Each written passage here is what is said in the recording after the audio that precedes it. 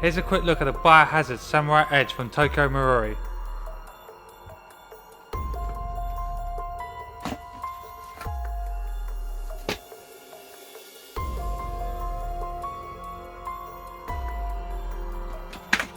As you can see, the pistol is stunning and a must have for any Resident Evil fan.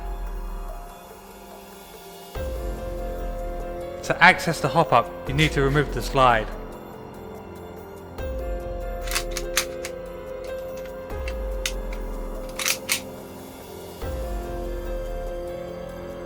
The magazine holds 26 rounds and I'm using low pressure gas. 292, 290, 291. It's really powerful, especially against living things. And that's it. Thanks for watching. I'll see you all back at the safe zone.